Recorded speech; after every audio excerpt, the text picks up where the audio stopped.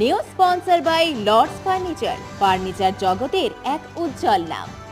নিজেদের ঘরকে সুন্দর আসবাব দিয়ে সাজাতে আজই আসুন আমাদের প্রতিষ্ঠানে। মুখ্যমন্ত্রী মমতা বন্দ্যোপাধ্যায়ের উদ্যোগে শুক্রবার জেলা ভিত্তিক লোকশিল্পীদের সম্মেলন অনুষ্ঠিত হলো জলপাইগুড়িতে। জলপাইগুড়ি শরদিন্দু দেব রায়কর সাংস্কৃতিক কলা কেন্দ্রে এদিনের এই সম্মেলন অনুষ্ঠিত হয়। এদিনে জেলার 500 জন লোকশিল্পীদের নিয়ে এই অনুষ্ঠানটি অনুষ্ঠিত হয়।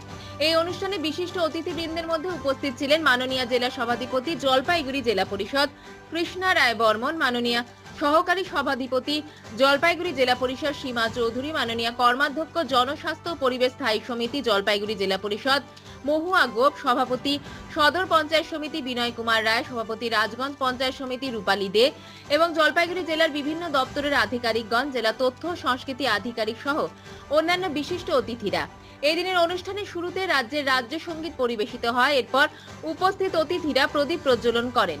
লোকশিল্পীরা উদ্বোধনী সঙ্গীত পরিবেশন করেন। উদ্বোধনী সঙ্গীত পরিবেশনের মাধ্যমে অনুষ্ঠানের শুভ সূচনা হয়। সম্মেলনের পাশাপাশি সরকারি বিভিন্ন প্রকল্প যেমন লক্ষ্মীর ভান্ডার, খাদ্যসাথী, সবুজ সাথী, ডেঙ্গু, বাল্যবিবাহ প্রভৃতি বিষয়ের উপর কর্মশালা অনুষ্ঠিত হয়। আজকে মাননীয় মুখ্যমন্ত্রীর অনুপ্রেরণায় প্রতি বছরের ন্যায় এই বছরও জলপাইগুড়ি জেলাতে 500 জন জেলার রেজিস্টার লোকশিল্পীদেরকে নিয়ে লোকশিল্পীদের একদিনের এই সম্মেলনের আয়োজন করা হয়েছে।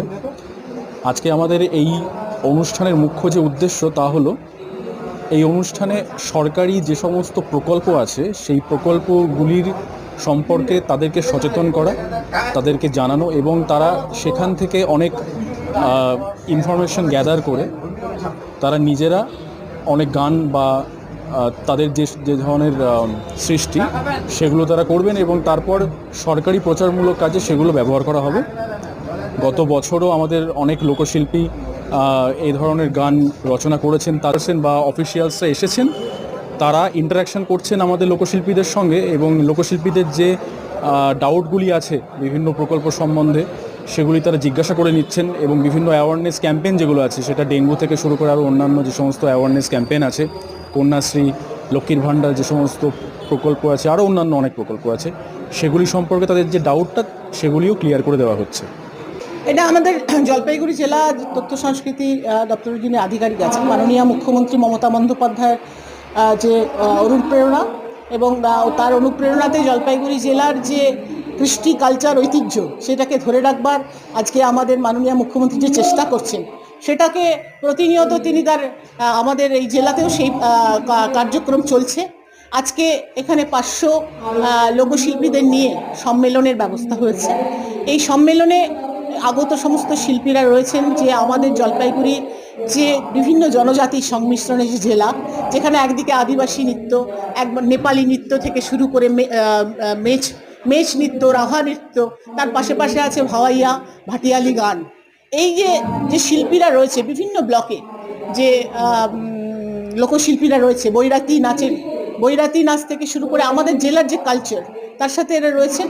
আমাদের সরকার যেটা কেউ কোনোদিন করেননি, মামাটি মানুষের সরকারের মাননীয় মুখ্যমন্ত্রী একমাত্র মানুষ যিনি এই শিল্পীদের কথা ভেবেছেন অন্তর থেকে। আমরাও জলপাইগুড়ি জেলার এই কৃষ্টি সংস্কৃতি বেঁচে থাকুক, এই শিল্পীরা বেঁচে থাকুক এবং আমাদের যে বাংলা আজকে মাননীয় মুখ্যমন্ত্রীর বাংলা, আজকে যে সোনার বাংলা যেমন বিশ্ব বাংলা হয়েছে এবং বিশ্ব দরবারে আজকে এই বাংলার যে কৃষ্টি কালচার ঐতিহ্যকে তিনি যেইভাবে তুলে ধরেছেন, আর সেটা আমাদের জেলার থেকেও সেই শিল্পীদের সেই জায়গায় আমরা পৌঁছতে যেতে পারি, এই ব্যবস্থা থাকছে। জলপাইগুড়ি মার্চেন্ট রোড আরবি দে কমপ্লেক্স সুবর্ণা। এখানে আপনারা পেয়ে যাবেন রকমারি গিফটের সম্ভার। বার্থডে পার্টি হোক কিংবা অ্যানিভার্সারি, আপনার প্রিয়জনের জন্য সমস্ত রকমের গিফট পেয়ে যাবেন সুবর্ণাতে। 36 বছরের পুরনো প্রতিষ্ঠান জলপাইগুড়ি মার্চেন্ট রোড আরবি দে কমপ্লেক্স সুবর্ণা। আজই চলে আসুন সকলের প্রিয় প্রতিষ্ঠান জলপাইগুড়ি সুবর্ণা।